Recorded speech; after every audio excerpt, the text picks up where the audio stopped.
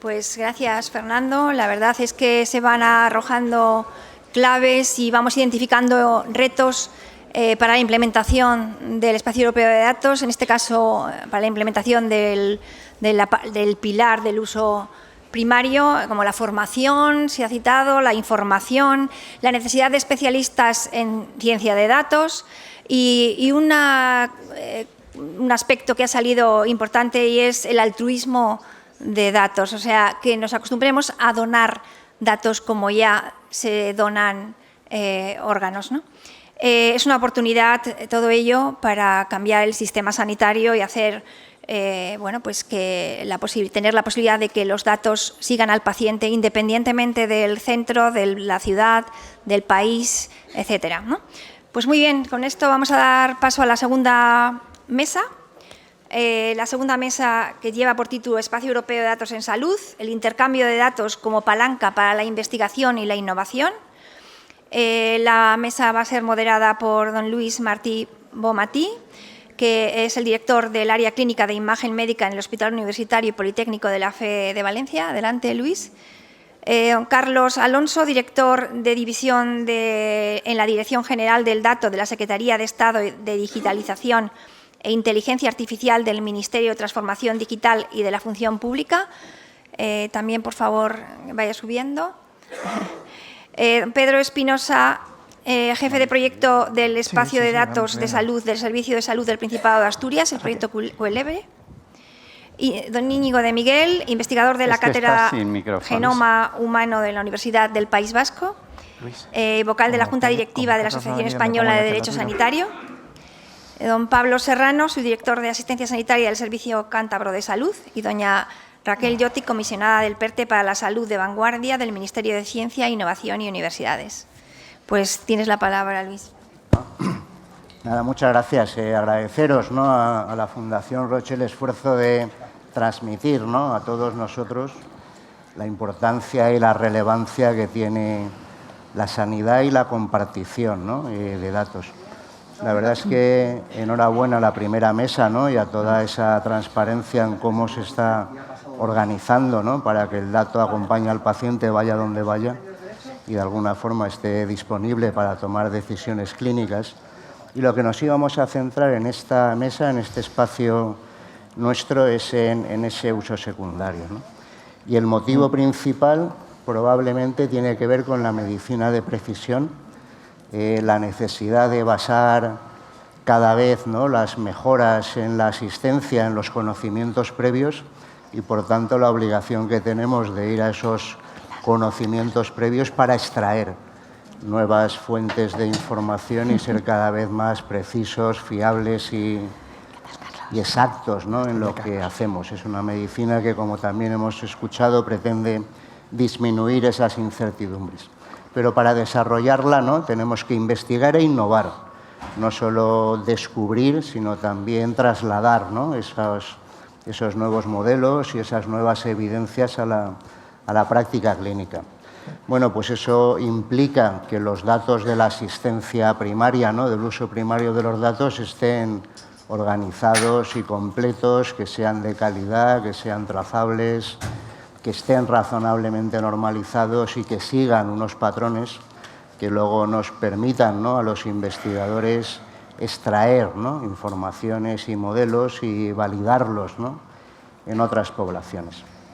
Y para eso hay que etiquetarlos, ¿no?, y eso es algo que también hemos visto, la importancia de catalogar los datos y anotarlos y controlar los metadatos, ¿no?, la información que tiene cada dato detrás de qué es lo que hay, ¿no?, y evitar, por tanto, también sesgos de yo creía que en realidad estos datos expresaban esta información cuando es otra, ¿no? Bueno, pues en ese entorno también del uso circular de los datos, ¿no?, el dato se origina pero luego se reutiliza, y de la utilización, la reutilización del dato secundario, no solo tengo capacidad de usarlo una vez para desarrollar un modelo, también probablemente n veces, ¿no?, las veces que sean necesarias, porque necesitamos cada vez aumentar nuestra población, ¿no?, el número de observaciones, si queremos evitar los sesgos de representatividad, ¿no?, solo siendo capaces de saber que sucede en una gran parte de la población, seremos tal vez capaces de estimar o predecir lo que va a suceder a un paciente que tenga unas características concretas. Bueno, pues en este modelo de uso secundario, la gobernanza de ese dato es crítica y ya hemos visto el papel del Ministerio de Sanidad, de la transformación digital y de las comunidades autónomas. Para que el modelo sea eficiente hay que establecer esos criterios comunes, ¿no? Y de alguna forma interoperables, entendibles, estandarizados, que estén basados en ese conjunto mínimo de datos, que tengan modelos que los entendamos, ¿no? Que tengan una ontología que sea muy explicable, ¿no? Necesitamos crear espacios que sean estables y seguros, ¿no? Y de alguna forma en todos los centros progresar hacia ese espacio de procesamiento seguro de datos y espacios de investigación confiables, ¿no? Donde no solo los pacientes, sino también los profesionales y los encargados de la parte legal y ética sepan que lo estamos haciendo conforme a unos criterios de trazabilidad y uso adecuado. Y de alguna forma poner en valor que, aunque dediquemos un esfuerzo importante a que todos estos entornos sean seguros, confiables y de alguna forma estén sujetos, ¿no? A reglamentación y gobernanza, yo creo que es muy importante que no perdamos de foco que si no investigamos hoy, mañana no mejoramos la sanidad. Y todo el mundo quiere que la sanidad mejore mañana, porque es posible que tenga un proceso que se vea beneficiado de este cambio. Lo digo porque a veces discutimos mucho y mucho tiempo sobre cómo hacerlo y que eso no enlentezca, ¿no? De alguna forma la capacidad que tenemos en este mundo sanitario de liderar el cambio, ¿no? Y de, gracias no solo a computación, a inteligencia artificial, a aumentar la masa crítica de investigadores, a conocer cada vez más la biología y la patología de lo que sucede, pues que esto seamos capaces de transformarlo a mejorar el conocimiento de la enfermedad y de los tratamientos, ¿no? que tenemos que implementar. Bueno, pues para crear todo esto hay muchos esfuerzos. Hay esfuerzos como el PERTE, que luego veremos también con esa inversión, ¿no? que se ha hecho importante, ¿no? en infraestructuras. Y también, ¿no? necesitamos esfuerzos, entiendo yo, para hacer que haya una sostenibilidad, ¿no? en esta transformación, no solo de la sanidad, sino de la sociedad y muy principalmente de la capacidad que tenemos de observar, ¿no? los datos para generar modelos predictivos que sean útiles y fiables. Yo creo que ningún modelo en sanidad va a ser preciso ni exacto, porque la sanidad no es una ciencia exacta como la física o la química, pero queremos que sean lo más fiables posibles y lo más útiles para que identifiquen en cada sujeto lo que le está pasando a él y seamos capaces de implementar, ¿no? esa terapia, ¿no? Creo que es importante también, y igual lo mencionamos, la integración, y se ha mencionado en la mesa de antes, con otras infraestructuras. En España hay algunas infraestructuras y entidades y consorcios que están implementando medidas de este tipo, pero también Europa y otras. Elixir en genómica es una de ellas, pero Eucaim en imagen médica, que también se ha mencionado, pues lleva ya 4 años definiendo, ¿no? esos estándares de interoperabilidad y ontología que nos permitan, a los que pensamos que extraer datos de la imagen genera un beneficio al paciente porque complementa la información, pues que permitan esas sinergias y colaboraciones. Y de alguna forma pues hay que incorporar también nuevos perfiles profesionales, que también se ha mencionado, pero que yo creo que tocaremos también en esta mesa. Los científicos de datos y los que de alguna forma tienen que garantizar esa cohesión, completitud y calidad de los datos, ¿no? Como ya hemos presentado a los ponentes, pues esa parte me la voy a saltar y vamos a hacer unas preguntas que van en principio dirigidas a cada uno de ellos, pero igual que antes yo os pediría que esto no es una pregunta o una respuesta, esto está abierto a cualquiera de nosotros. Todos, estoy más que seguro, tenemos muchísimo que aportar al tema, sois líderes en conocimiento y en experiencia en los temas que estamos tratando. Y yo lo que voy a estar es muy pendiente de aprender, ¿no?, de todas vuestras opiniones. Bueno, pues la primera pregunta va para Íñigo, ¿no?, de Miguel, y es que el modelo español de uso secundario de datos se basa en una gobernanza federada, como ya hemos visto, y quería preguntarte qué mecanismos serán claves para garantizar esa gobernanza eficiente, homogénea y ágil que evite duplicidades y desigualdades, no solo entre territorios, sino también dentro de cada territorio, entre entidades e instituciones. Bueno, pues buenos días, gracias por la invitación. Yo empezaría centrándome en la palabra ágil, porque todo lo demás pues se conseguirá muy fácil. Todo lo que sea introducir garantías lo hacemos bastante bien. Otra cosa es que las garantías funcionen en la práctica, ¿no? Pero claro, nosotros, para empezar, esto del espacio europeo de datos secundarios, no tenemos que concebirlo como un sustitutivo de lo que tenemos a día de hoy, va a ser algo complementario. Entonces, yo lo primero que diría a cualquiera es que valore siempre cuál es el circuito que le conviene más para desarrollar su investigación. Si van a hacer una investigación más cercana a lo que tradicionalmente se ha hecho, igual esto no es lo ideal. Esto está más pensado sobre todo para entrenar grandes sistemas, grandes modelos de inteligencia artificial. Eso quizás es lo que tiene más sentido en esto. Ahora bien, cuando empecemos a desarrollar este tipo de cosas, pues el investigador de base con lo que se va a encontrar es con algo bastante simple. Si quiere desarrollar una investigación enfocada a salud, va a tener que pasar por un comité de ética de investigación. Si es producto sanitario o medicamentos, va a ser un CEIM, ¿no? Con lo que primero va a tener que convencer al CEIM de que esto tiene un sentido. Después va a tener que pasar por el organismo de acceso a los datos, que es el que se va a crear, es una estructura nueva. Si está creando un producto sanitario, organismos notificados y todo lo demás. Va a tener la aprobación, además, de la Agencia Española de Medicamento y Producto Sanitario. Si hay algún problema o queja con los datos de por medio, va a tener la supervisión de la Agencia Española de Protección de Datos. Y si tiene algo que ver con inteligencia artificial, con la AESIA. Se lo va a pasar bien el investigador, la verdad. Sí. Es decir, yo creo que tendremos que introducir en el sistema, para empezar, un psicólogo de asistencia, ¿no?, para todo el que quiera venir a ello. Claro, yo no aspiro a que creemos un sistema racional, pero espero al menos que introduzcamos cordura, ¿eh? Yo ya no aspiro a eso. O sea, con que no estemos locos me basta. No hace falta que seamos óptimos. ¿Qué tendremos que hacer? Pues, hombre, los que estamos ahí, yo soy presidente de un CEIM, ¿no? Tendremos que intentar coordinarnos entre nosotros, hombre, para que evitemos lo que sea redundante, lo que no sea imprescindible, pasamos.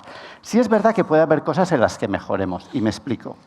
A día de hoy, cuando a mi CEIM llega una propuesta de un producto sanitario que incluye inteligencia artificial, pues es muy bonito, pero yo no entiendo nada, absolutamente nada de lo que me están contando, porque no sé nada de datos. Entonces, claro, voy a mis compañeros, yo tengo 27 personas en mi CEIM, me parece, y pienso, estos son todos de ciencias, pues son de la salud, son más listos que yo, seguro que se enteran de todo.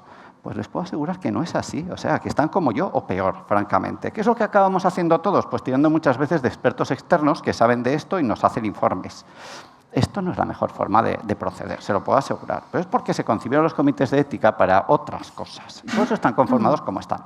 ¿Qué podemos hacer en el futuro? Hombre, si vas a tener organismos de acceso, que vas a construirlos ex novo, intenta paliar las dificultades que tenemos los demás órganos. Haz las cosas de tal manera en las que podamos confiar los unos en los otros. A mí cuando me vienen, hay que hacer una evaluación de impacto. Oye, tu organismo, tu delegado de protección de datos dirá si tienes que hacer una evaluación de impacto, ¿no? Yo te puedo recomendar o no, pero si encima hay un organismo de acceso a datos, pues igual tengo que decir, mira, como comité de ética, esto es el organismo de acceso a datos, considera que no es pertinente, a mí qué me estás contando, ¿no? Con eso quiero decir, habrá agilidad y no nos volveremos locos si a los que nos encargan la supervisión de todo esto somos capaces de llegar a conciliaciones, pero necesitaremos un marco normativo que nos permita hacerlo, claro, que esto es como todo, no podemos inventarnos las cosas. Pero yo sí que soy mínimamente optimista en que al menos superemos la fase de salud mental del investigador. Gracias. Vamos a pasar ahora, de nuevo recordaros que si queréis intervenir en cualquier momento, más que bienvenidos, ¿no? Por preguntarle a Pedro, ¿no? Algo relacionado con la calidad del dato, ¿no? Los datos en asistencia se recogen tal vez como se pueden, cada vez se intenta recoger un poco mejor, pero la calidad de ese dato es más que cuestionable muchas veces porque no está estructurado y es texto o es declarativo. Y quería preguntarle cuáles son las principales necesidades que tenemos en esa calidad, estructuración y armonización del dato, claro, para que sea comparable, ¿no?, y agregable y explotable. Claro. Bueno, lo primero, me uno a los compañeros también de la otra mesa y de esta, dar las gracias a la Fundación Roche por la invitación. A ver, el dato sin calidad no tiene valor. Al final es el cuello de botella del espacio europeo de datos el que tengamos datos de calidad. Y en España veo 3 retos. El primero, la falta de estructuración de la información sanitaria. Esto principalmente se tiene que centrar los esfuerzos en el primario. Tenemos que facilitar a que todos los facultativos tengamos la capacidad de tener, por ejemplo, las herramientas de escriba, que nos puedan justamente ayudar en la consulta a categorizar información sin tener que estar escribiendo y demás. No podemos tener la pantalla delante ni nada por el estilo para poder desarrollarlo, ¿vale? De esa manera agilizamos el hecho de que la información sea de mejor calidad desde el origen e incorporamos una información clínica de calidad desde el principio. La segunda parte que está orientada con esto, que también se ha hablado en la primera mesa, es los servidores terminológicos corporativos. El Ministerio tiene el STR-SNS, que es el servidor terminológico del Ministerio con 23 catálogos. Es una herramienta que es open source y que tú mismo puedes incorporarla. En Asturias hemos cogido la misma herramienta, los mismos catálogos y tenemos todo coordinado con ellos a tiempo real. El mismo día que se actualizan los catálogos, lo actualizamos nosotros y ya estamos integrando el GIS de 11 hospitales en Asturias justamente para que los indicadores de alergias, pero también indicadores asistenciales, los tengamos con este servidor terminológico, facilitando que, por ejemplo, hematología tenga el catálogo de la CIE 3.1.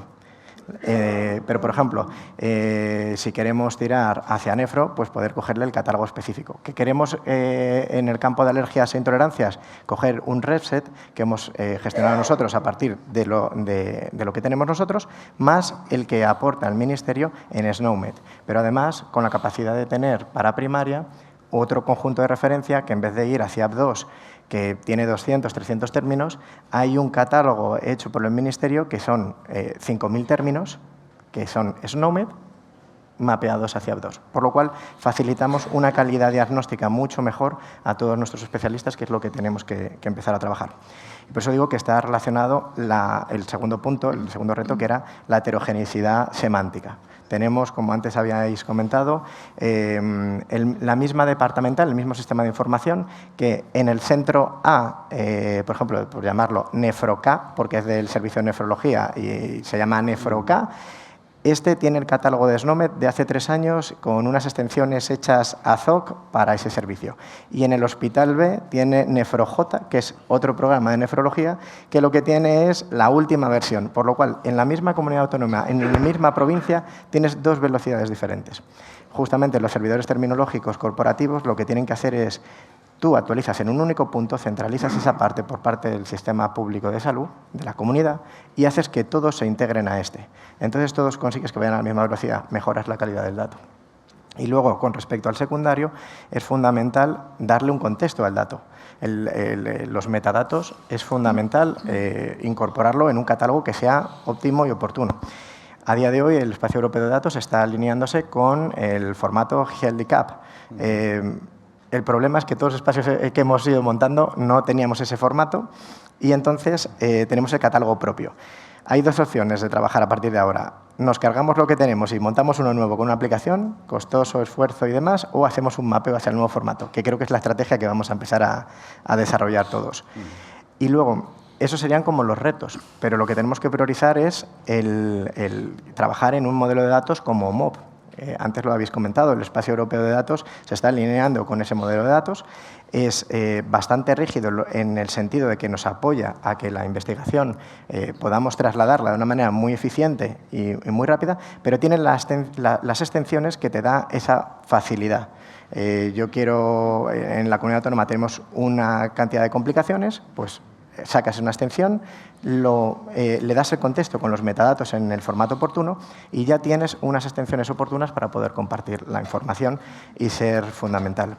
Entonces, hay que trabajar en el secundario en el modelo de datos OMOP, el primario que tenga el estándar HL7 Fire, para que esa interoperabilidad primario-secundario sea fluida con una anonimización por medio, y luego herramientas de gobernanza del dato que nos permitan justamente, según llegan los datos crudos del primario, ir haciendo, que creo que todos hemos trabajado en una arquitectura Medallion, ir trabajando en curar los datos, enriquecerlos y acabar al final metiéndolos en ese modelo de datos común que sería OMOP, ¿vale? Y luego lo fundamental y prioritario es lo que había estado hablando María. Los facultativos no tienen información. Nosotros a día de hoy en Asturias lo que estamos empezando a hacer es ir dando cierta formación. Hemos creado un programa formativo para explicar lo que estamos haciendo, para que todos los facultativos, enfermería, TCAE, que van a tener acceso a la historia unificada del paciente, que se va a nutrir de este espacio de datos, vayan adquiriendo información, pero también sobre el secundario, porque todos los clínicos somos investigadores, por defecto. Entonces, todos vamos a querer hacer investigación de calidad. Y en vez de hacer el Excel de los pacientes que tenemos en consulta, lo que vamos a empezar a hacer es, quiero esta corte, paso por todo lo demás, ayuda psicológica, primordial, y después de eso, tengo unos datos de calidad normalizados, estandarizados. No he tenido que trabajar en pedirle al residente más lo que tenemos, más el grupo de investigación, sino centrarnos en lo que tenemos. Y luego ya, en el siguiente punto que vamos a hablar de personal apropiado, esa ayuda a esa investigación, porque dejamos de pasar de 5.000, 30.000 pacientes a 300.000, millón y pico, y esos datos ya son más complicados de manejar. Sería un poco esa parte. Mil gracias. Esa estandarización y capacidad de transformación, ¿no? Eso es. Y de entendimiento es fundamental, sí. Quería aprovechar que tenemos a Carlos, ¿no?, también en la mesa. Gracias, Carlos, por compartir tus conocimientos en este espacio nacional de datos de salud, ¿no? Y queríamos preguntarte varias cosas, a ver cómo lo sintetizamos en la respuesta. ¿Qué incluye en ese espacio nacional de datos de salud el producto digital? ¿Cuál es ese producto? ¿Cómo se enlaza con otras iniciativas de este plan de impulso del espacio de datos sectoriales? ¿Qué papel juegan las comunidades autónomas o los nodos autónomos en el espacio nacional? ¿Cómo está ese despliegue, ¿no?, en las comunidades autónomas? De alguna forma, esta aproximación federada, ¿no?, que se va a hacer del espacio, pues ¿qué producto es y cómo pensáis estructurarlo? Bueno, pues intento responder a todas las preguntas así con un hilo argumental, ¿no?, que de una narrativa.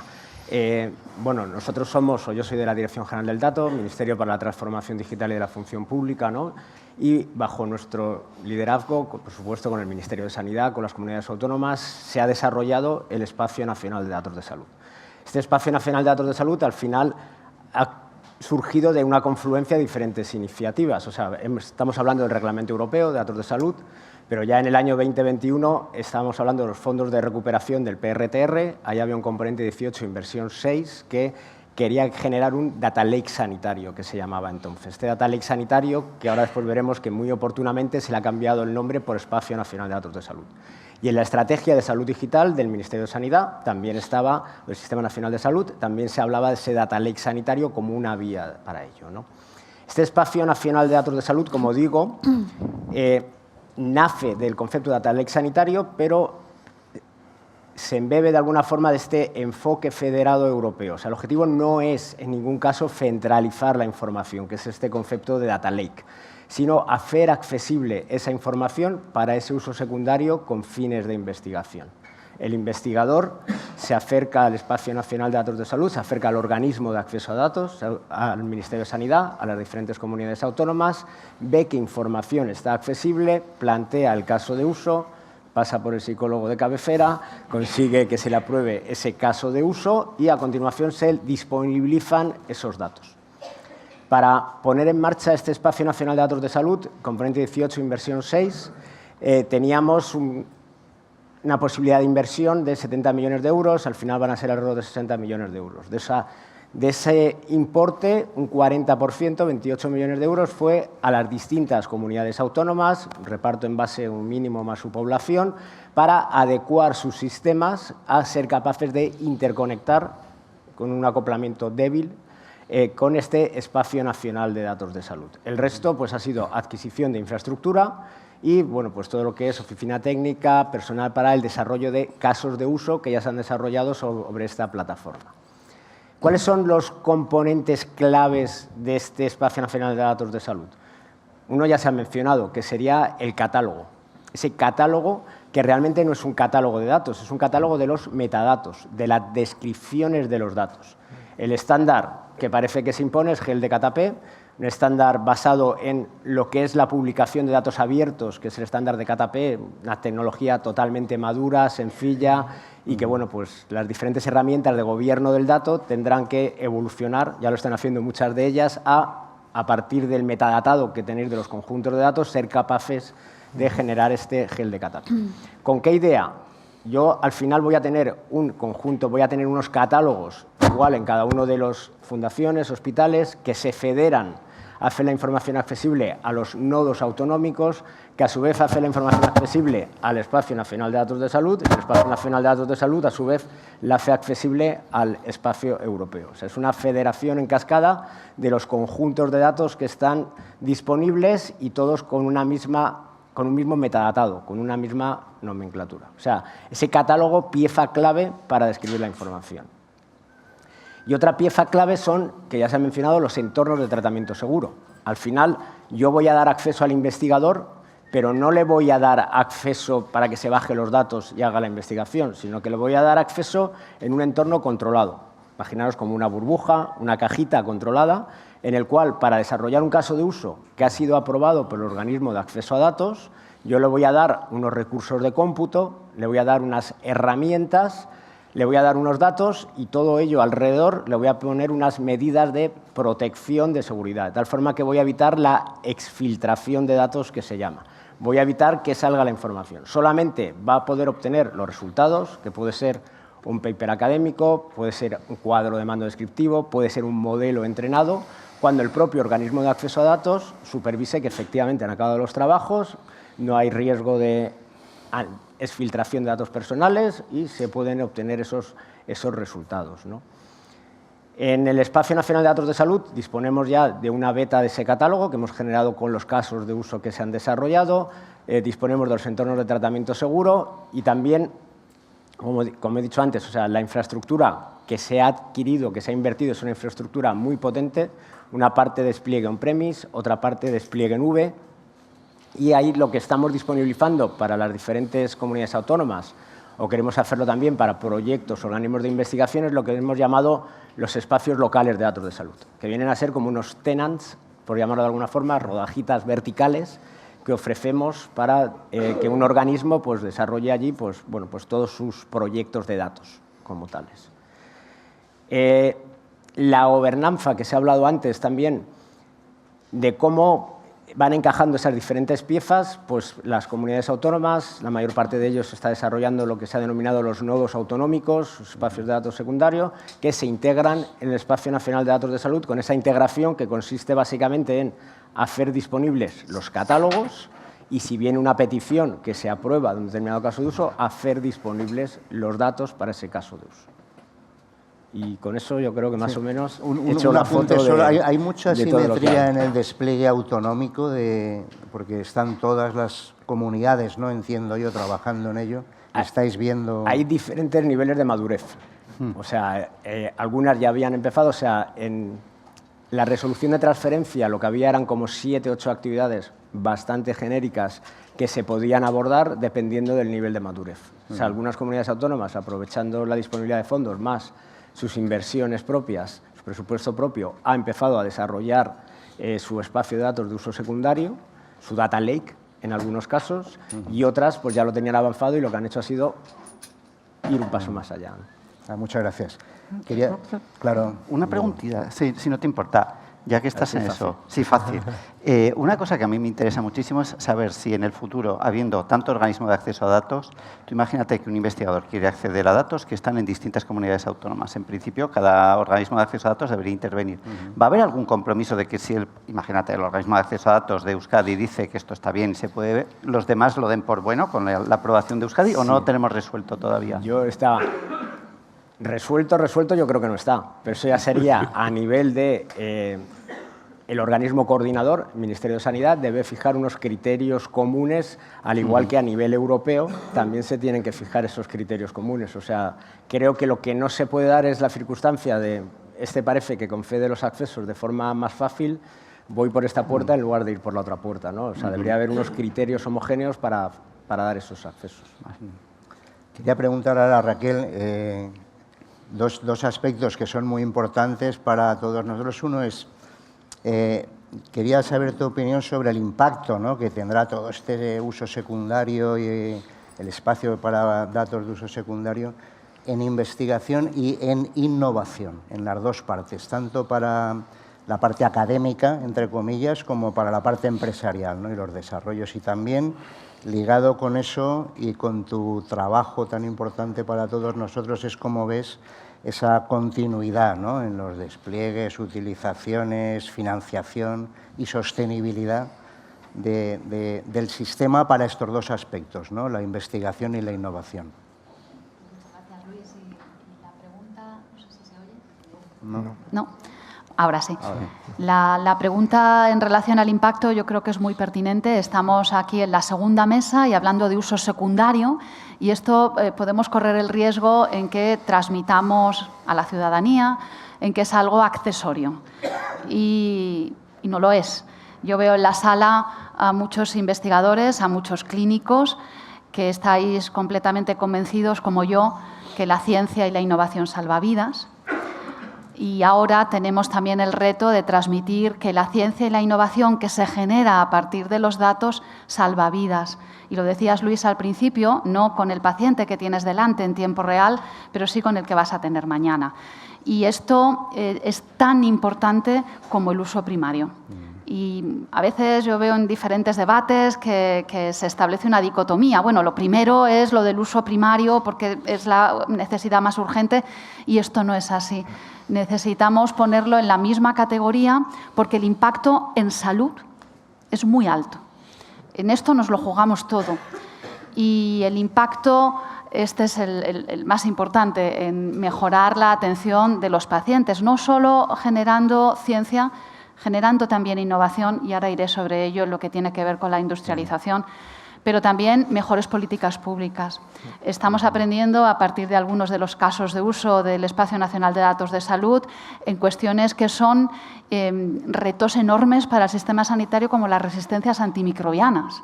Pues de esto hay mucha ciencia, pero lo que ahora estamos viendo es cómo los procesos asistenciales, los procesos de prescripción tienen que ajustarse con información que antes no teníamos.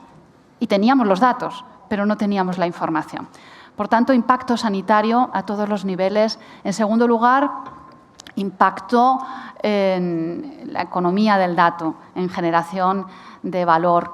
Y esto también es difícil de trasladar a la ciudadanía, porque antes hablaba Pedro de modelos altruistas, donde todo se da de forma altruista y no hay un interés económico detrás. Bueno, pues yo creo que nos tenemos que también acostumbrar a que el interés económico es interés público y revierte en la ciudadanía en formas de creación de riqueza, puestos de trabajo, oportunidades de inversión en España, el ser atractivos para que España sea un espacio donde no solo seamos líderes en ensayos clínicos, que lo seguimos siendo y lo vamos a seguir siendo, sino que además seamos un espacio donde puede ser un banco de pruebas para productos sanitarios digitales, donde se pueden desarrollar innovación y se puede hacer a velocidad que nos haga muy atractivos para invertir. Y esto es retorno social también. Y la narrativa no es a la que estamos acostumbrados, y por tanto yo creo que hay un trabajo también muy importante que hacer en impacto, y que la dicotomía entre salud y economía no es tal, sino que van de la mano. Y el tercer impacto es científico también. Somos líderes en producción científica y esto es importante. Importante no solo para el orgullo del investigador que hace una publicación en un medio, no, esto nos sitúa en elementos, en círculos que son muy importantes, de colaboración internacional, de cerrando el círculo, ser capaces de avanzar en medicina. Y voy, no me quiero extender aquí, pero sí que voy con la sostenibilidad, ¿no? La sostenibilidad es cuando diseñamos el plan de recuperación, allá por finales del año 2020, principios del 21, era uno de los elementos. Nos recuperamos para ser más fuertes, resilientes y, desde luego, todo orientado a la sostenibilidad. Esto es un proyecto emblemático de los del Plan de Recuperación. Fijaros, es uno de los objetivos del PERTE, la creación del Espacio Nacional de Datos de Salud. Tenemos un Ministerio de Transformación Digital, como lo habríamos pensado, ¿no?, el año 2018. Era un criterio de la elegibilidad de todos los proyectos del Plan de Recuperación, que los beneficiarios demostraran que aquello que iban a arrancar con fondos de todos los ciudadanos europeos iba a ser algo que no iba a terminar después, que era sostenible. De hecho, muchos de los que habéis presentado proyectos de todo tipo a las actuaciones del plan de recuperación teníais que adjuntar un plan de sostenibilidad. Es decir, que no solo es una pregunta para las administraciones, es una pregunta que nos tenemos que hacer todos y que, de hecho, muchos de vosotros, como beneficiarios de fondos Next Generation, ya habéis respondido. Es una responsabilidad compartida. Y con esto no me quiero escapar de la respuesta. La estrategia de salud digital del Sistema Nacional de Salud tiene ya una estrategia de continuidad con fondos de otra naturaleza, fondos FEDER, fondos de presupuestos generales del Estado, fondos de las comunidades autónomas que están actuando, creo que con corresponsabilidad en estas tareas, y hay una hoja de ruta que yo creo que es imparable, porque todo esto que hemos creado lo que tiene que hacer es crecer y, desde luego, no decaer. Porque es cierto que todo este esfuerzo recaerá en probablemente nuevos profesionales que habrá que incluir, nuevos equipamientos en ese entorno seguro de procesamiento y un modelo de negocio, ¿no?, de esa sostenibilidad que nos va a ser crítico, ¿no? Mil gracias, Raquel. Quería preguntar ahora a Pablo acerca de los requerimientos que ves que habría que implementar a nivel, bajando ya a tierra, ¿no?, en este uso secundario para descubrir y desarrollar, pero ¿qué van a requerir implementarse en los centros sanitarios, en los centros de investigación o en las administraciones, ¿no? ¿Cómo lo concretamos? Yo creo que eso enlaza con una parte del relato de la anterior mesa. En la anterior mesa hablaba de uso primario, pero sobre todo hablaba de uso secundario. Así que dejadme que yo en la mesa de uso secundario hable de uso primario. Porque, a ver, la primera respuesta que se requiere, cerrar el gap, o sea, este es un titular, cerrar el gap entre uso primario y uso secundario.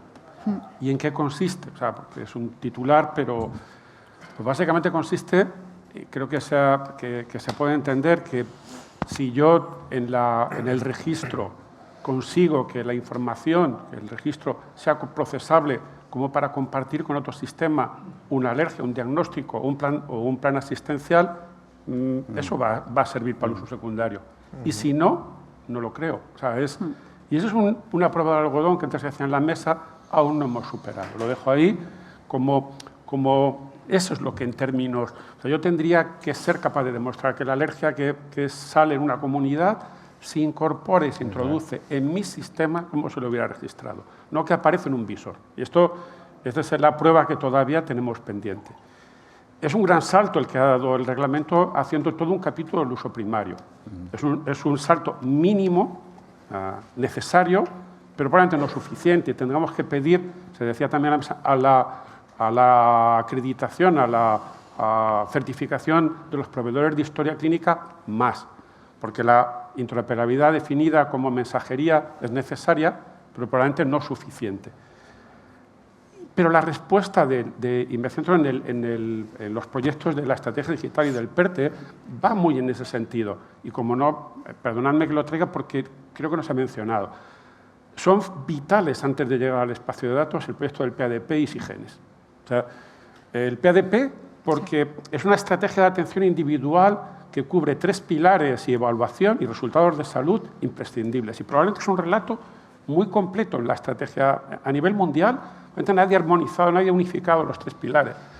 Y los proyectos de las regiones, dotándose de herramientas, desde algunas transversales, como los servidores de terminología, que, por cierto, era una prueba de que tenía que haber estado hace 20 años, pero bueno, están ahora porque ha habido dinero para poder financiarlo. Pero a lo mejor en el pilar 2 hay orquestadores de vías clínicas, en el pilar 3 hay sistemas de alerta en el Pilar 1, hay canales de comunicación de los pacientes. Los vamos a poder dotar en las regiones de esos elementos que van a complementar esa infraestructura de historia clínica de primaria y de hospital que hasta ahora teníamos, ¿no? Y por otro lado, los IGENES.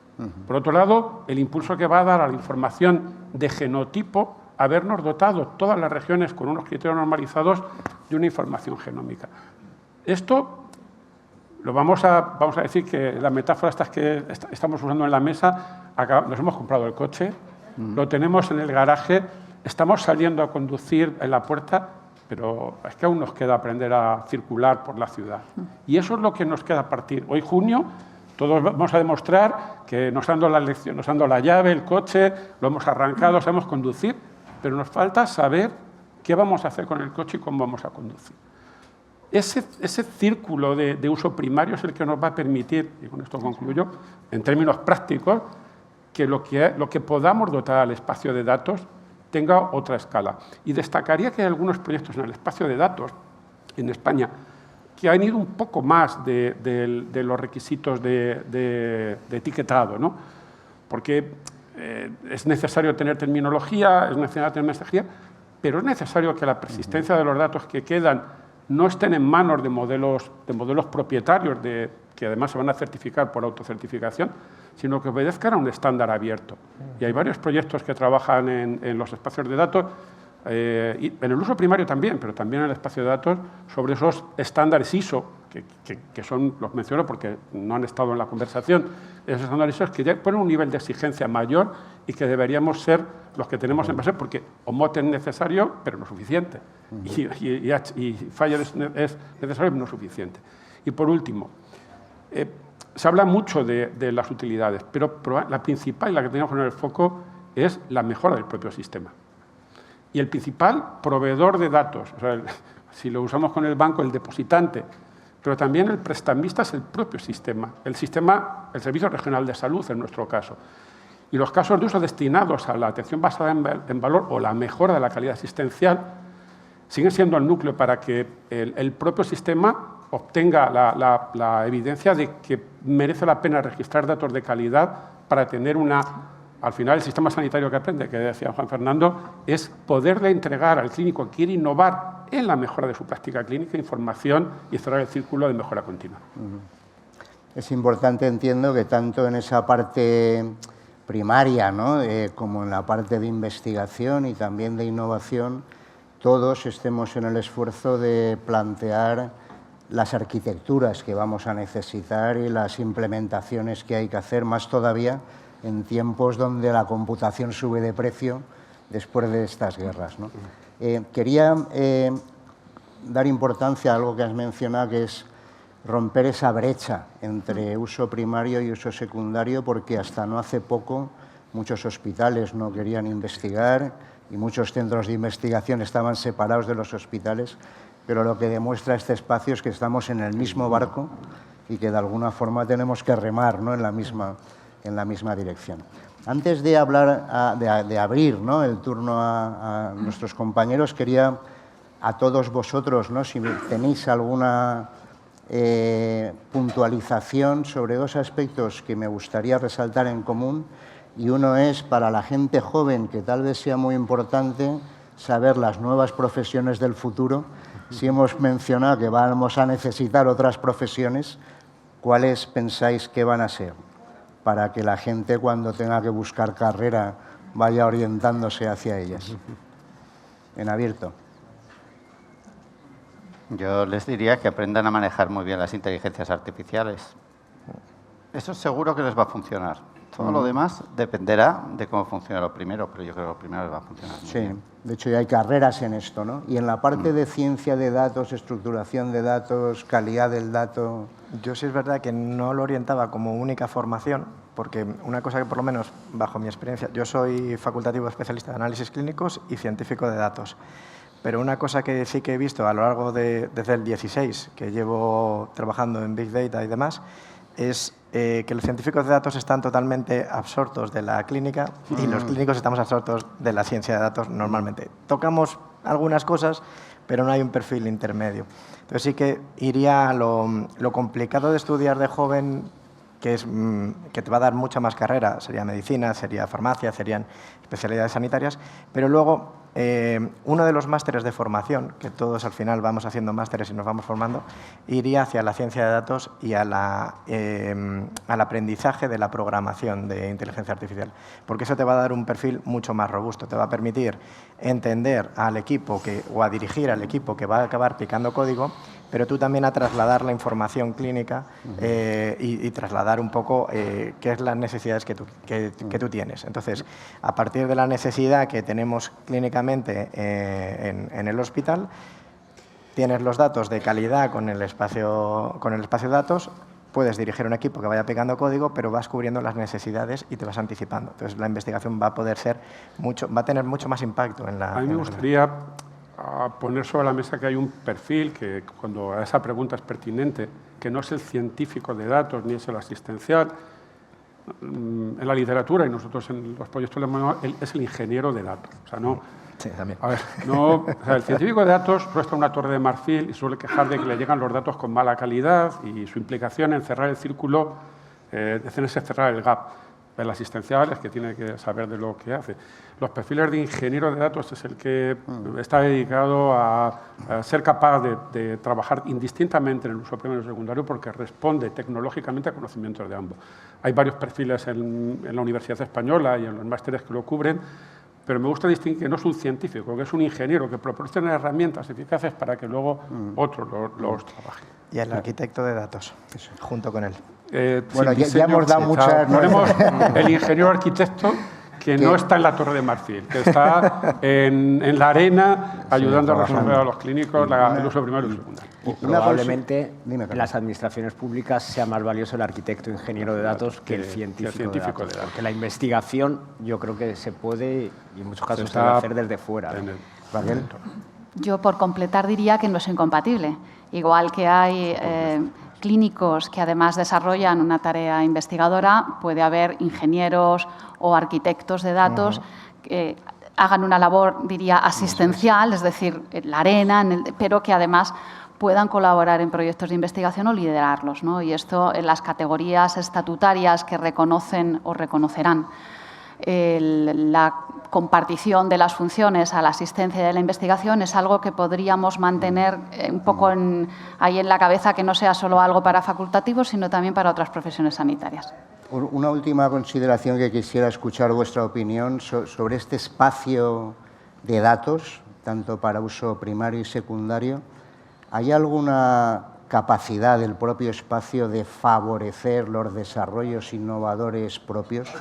Quiero decir que los investigadores de los hospitales y los institutos sean capaces en este espacio de desarrollar herramientas locales que se utilicen rápidamente, favorecer esa regulación in situ antes de salir al mercado general. Si veis que esto va a favorecer la creación de pequeñas y medianas empresas que tan importantes son, ¿no?, en el desarrollo de productos, ¿no? Igual sí, que te veo a sentir, ¿no, Pedro? No, yo pienso que sí. O sea, tenemos los datos con calidad y lo que tendremos que hacer es, de alguna manera, la misma política que sigue la universidad, ¿no?, donde pueda venir cualquier investigador o empresa, desarrollar algoritmos. La propiedad industrial, yo sí es verdad que la plantearía para el servicio público de salud, para que luego pueda, de alguna manera también, con lo que comentábamos antes, ser como un organismo desarrollador y poder vender ese tipo de calculadoras, esos modelos de inteligencia artificial, poder venderlos a espacios europeos, o sea, a países europeos, americanos y demás, en el cual se refinancie estos espacios de datos, estos sistemas públicos, que no solamente nos quedemos en el desarrollo y demás, sino que la implantación que a nivel español, con el nuevo procedimiento que se está trabajando por parte del Ministerio de beta de desarrollo de algoritmos in-house, algoritmos de inteligencia artificial in-house, con el sello SNS y demás, pues este procedimiento lo que va a ayudar es que cuando desarrolles el modelo en España se pueda compartir el modelo para que todas las comunidades lo puedan empezar a ejecutar esa innovación por parte de cada una de las comunidades, pero que luego la propiedad industrial, yo lo que trabajaría sería en la idea de poder venderla, porque los datos no los vendes, los datos los tienes, pero la calculadora, lo que has hecho y demás, ese beneficio que pueda revertir otra vez en la comunidad autónoma. De esa manera, tú vas a financiar tu espacio de datos, pero vas a financiar también una mejora calidad de tus clínicos en consulta, en hospitales, en centros de salud. Volvemos al círculo, ¿no? Sí.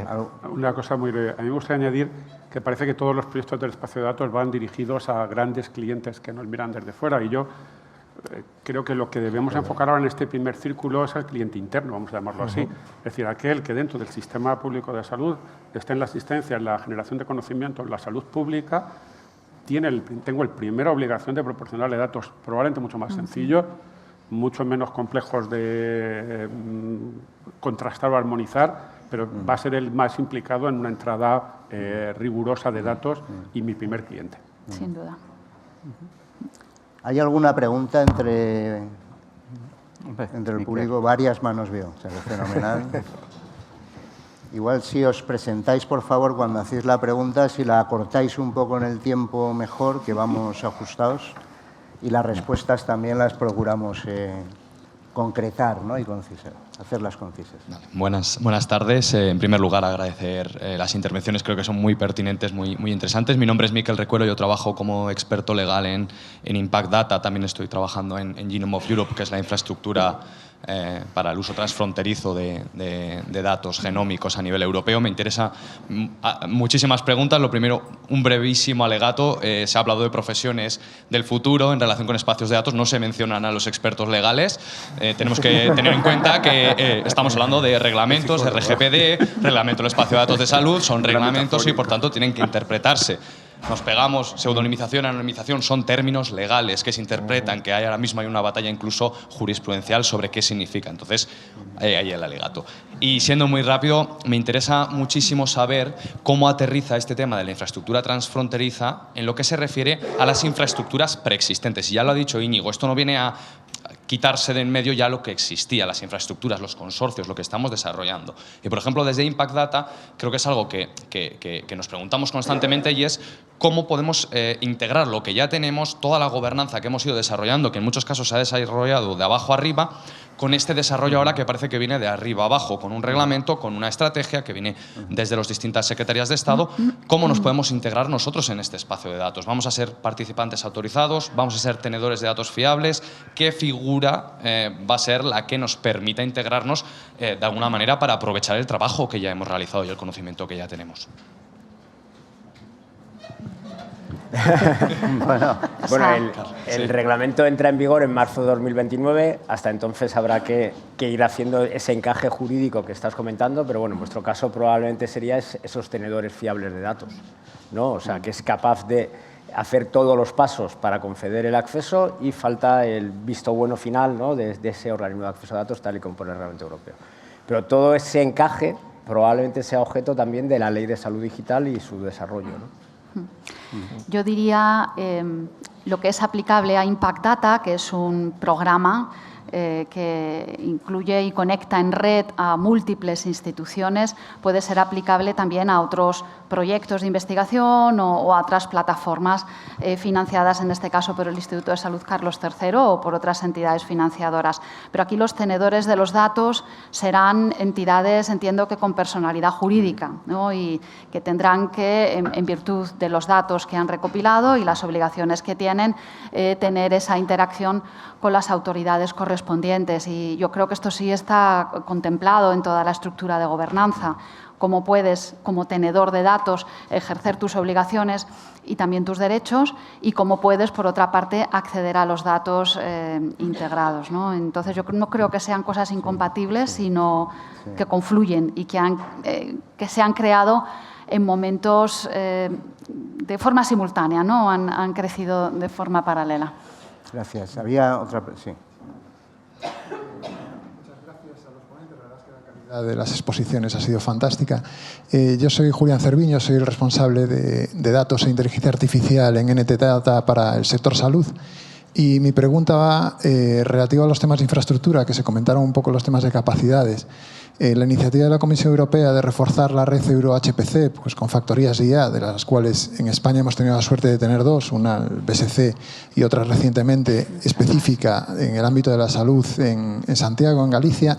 ¿Hay alguna previsión o estrategia de cómo confluir el tema de los espacios europeos de salud y sacar partido de estas infraestructuras puras de computación?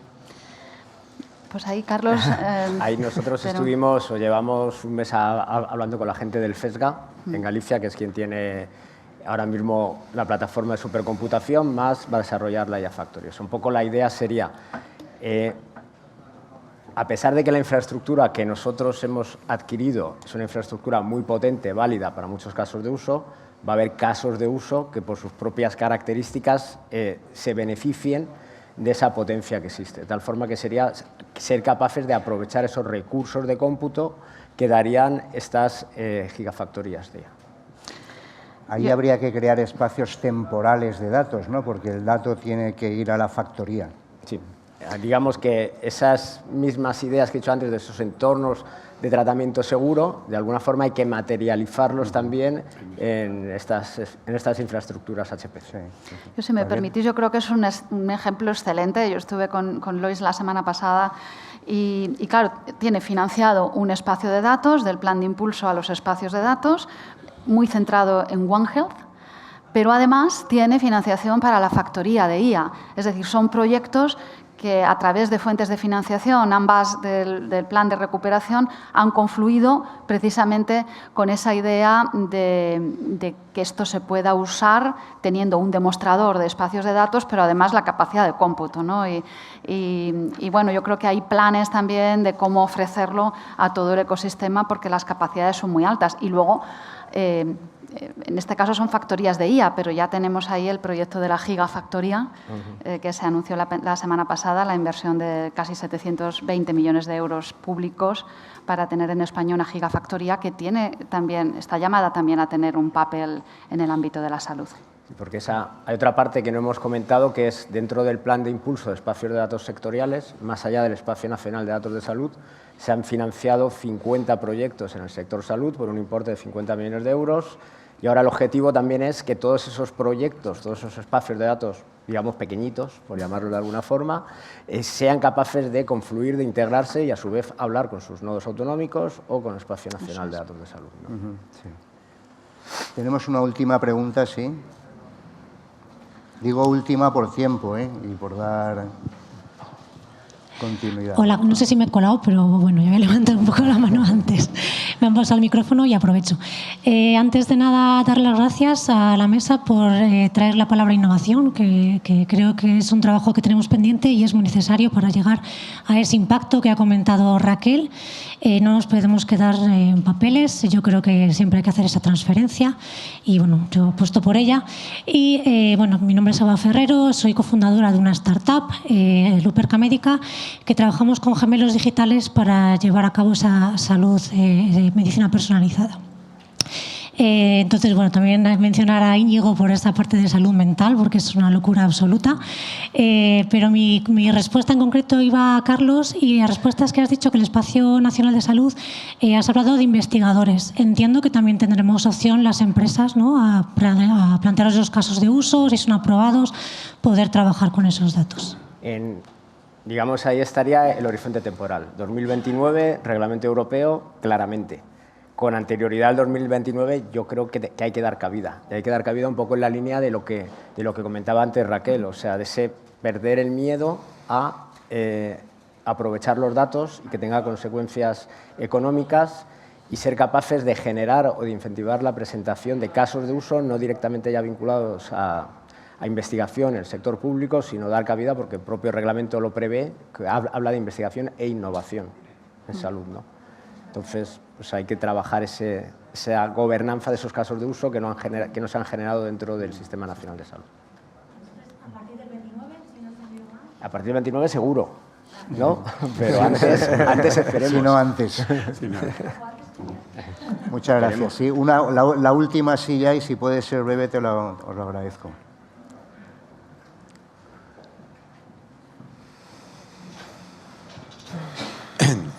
Bueno, yo soy biólogo de formación y actualmente soy profesor en el grado de Ingeniería de la Salud. Aprovecho para hacer publicidad en la Universidad de Málaga. Por tanto, es un perfil muy difícil de retener con las tablas salariales actualmente en los grupos de investigación, lo cual te da idea de ese, ¿no? Bueno, también soy responsable del nodo del ciber en Málaga, del servicio de bioinformática y tal. Bueno, voy a ser crítico, lo siento. Yo no veo un poco desenfocado esto. Vamos a ver, ¿nosotros en qué somos competitivos? ¿Haciendo inteligencia artificial o en la base de datos? Porque ¿de qué sirven todos esos métodos y esos modelos sin una buena base de datos? ¿Sirven de algo? Para nada. Su valor es cero. O sea, todos esos grandes modelos de inteligencia artificial valen cero. Y nosotros tenemos una ventaja competitiva comparada con China y con Estados Unidos brutal. Y es que tenemos acceso a millones de pacientes de forma democrática. Si un paciente no tiene una prueba en nuestro sistema de salud es porque no es necesario, no porque no tiene dinero para pagárselo. Eso es una mina de oro. Entonces, yo pregunto, ¿dónde está nuestro valor competitivo? Porque he escuchado al secretario decir que nosotros tenemos el dato, no sirve de nada si no se explota. Pero de nada sirven los algoritmos si no hay una buena base de datos. Y la base de datos la tenemos. Lo que tenemos que construir, convencer que haya voluntad política de una vez y se consiga, ¿no? Porque tecnológicamente estamos totalmente preparados. A ver, cuando se acerquen, mi gran pregunta es, nosotros con 3.200 millones, que es la inversión general europea, ¿vamos a competir con la inteligencia artificial de Estados Unidos, que nada más que Nvidia son 4,70 y tantos billones actualmente, que es más del doble del PIB de España? El global son 21 billones, lo que estas empresas cotizan, que es más que el PIB de la Unión Europea, que está con 3.200 millones, como tratar de desviar un huracán a soplidos. Yo lo veo así, no lo sé. Bueno, yo creo que por concretar, ¿no? Lo que sí, también la pregunta está es, bien. ¿cómo se va a explotar la base de datos? Que realmente, desde mi punto de vista, o sea, si alguien se acerca, una gran empresa o travestida en un grupo de investigación y demás, ¿vamos a ser altruistas, vamos a ser, como siempre, muy buenistas en Europa o de alguna manera vamos a controlar la explotación? ¿Estás para mí o para ti? Me atrevo a recordar una respuesta breve de cómo compite Europa, que no está mal, generando este espacio, ¿no?, con otros continentes. Te contesto. O sea, España tiene una posición privilegiada porque tiene una información poblacional y una información muy bien estructurada. ¿Qué le falta? Que esté representada semánticamente dentro del mejor de los estándares. Y no creo que vayamos mal, no soy tan pesimista. He dicho, hay varios proyectos dentro del PER3 que están dando el paso ese, que no da ni Estados Unidos, ni Europa, ni China. Y es colocarla en un modelo que podemos etiquetar a un grado de detalle que no alcanza ningún otro. Y eso es esa base de datos sencilla para propósitos que no, a lo mejor no es generar un gran modelo, sino cargar un CRF de la epidemia, de la pandemia de COVID. Eso no dependía de un modelo de inteligencia artificial, sino de tener los datos etiquetados para poderlos pasar rápidamente. Creo que... Yo, perdona, no sé si he entendido muy bien la pregunta. Las bases de datos van a estar todas disponibles, así de claro. Lo único que van a estar disponibles para quienes están radicados en la Unión Europea, quienes se afilien o se unan al espacio o quienes tengan acuerdos de reciprocidad o que actúen de la misma manera que nosotros. Entonces, los datos van a estar abiertos a todo el que quiera desarrollar innovación, siempre que sea para las finalidades que fija nuestro reglamento. Lo ha respondido Íñigo. Yo creo que está previsto en el reglamento y es un reglamento de obligado cumplimiento y todas estas reflexiones en el momento en el que se aprobó el reglamento, era la presidencia europea, en aquel momento se pusieron sobre la mesa. Yo creo que Europa ha apostado también por la autonomía estratégica y está previsto todo esto. Si tuviéramos que hacer, porque ahora hay que acabar ya, esos 30 segundos, ¿no?, de cada uno de esa oportunidad del espacio europeo para investigar e innovar, con tal vez alguna pintura, alguna pincelada sobre el riesgo al que nos enfrentamos, os lo agradecería. Podemos empezar por ti. Si quieres, ya vamos a seguir esta línea, ¿no, Pedro? A ver, como reto para lo que sería la parte del secundario, para mí a corto plazo sería todo lo que es el reglamento Omnibus nuevo que acaba de incorporarse para facilitar que esa investigación que se puede hacer en el espacio secundario Europeo de Datos tenga la capacidad de llevarse a la práctica clínica, facilitar un poco esa normativa, esos cauces, para poder incorporar de la investigación a lo que sería la innovación e implantación. Yo diría que si vemos el reglamento en su parte de uso primario y uso secundario, nos da una oportunidad a que como proyectos regionales o como Estado cerremos el gap en cada uno de los trabajos, ya sea hacer la base de datos de atención primaria o un algoritmo muy sofisticado. Pues a mí, sinceramente, el mayor problema que veo ahora mismo es un problema de información. Es decir, esto va a entrar en vigor y la mayor parte de la población no sabe de qué va. Va a ser posible ejercer un opt-out. Si no tenemos ni idea de qué va esto, puede haber mucha desconfianza, puede haber campañas encaminadas a que él exista. Y eso va a ser un problema, que tenemos un porcentaje de gente que es muy egoísta, un porcentaje de gente que a la menor se pone a beber lejía y eso nos va a crear problemas, de verdad, que no es tan sencillo esto. O sea, que creo que tenemos que tomárnoslo en serio. Yo veo un riesgo que ojalá que no se materialice, pero la gobernanza está muy bien diseñada en el reglamento, pero tenemos otras experiencias en Europa de cuestiones que parecían muy lúcidas y muy lógicas que después se convierten en muy pesadas, ¿no? Administrativamente o operativamente. Por tanto, yo el mayor riesgo que veo es que la gobernanza que tiene que existir lo que se transforme es en algo que dificulte el objetivo primario del reglamento, que es que los datos se puedan utilizar y que generen valor. Yo, quizás también un poco en la línea de lo que apunta Raquel, que hayamos generado una infraestructura, ya no solamente de Espacio Nacional de Datos de Salud, sino también a nivel europeo, todo lo que se va a crear, y no terminemos de sacarla partido realmente. Para lo cual yo apostaría por generar casos de uso que evidenciasen valor, cuanto antes que se viese ese valor, porque también puede enlazar con el tema de concienciación, ¿no? O sea, no tener la infraestructura... Ahora tenemos un riesgo de infraestructura vacía, de haber hecho, si seguimos con el símil de los coches, las autopistas, nos falta circular por ellas, y para eso pues tenemos que ir cogiendo experiencia, generando casos de uso, dándoles divulgación, consiguiendo esa concienciación y esa confianza ciudadana.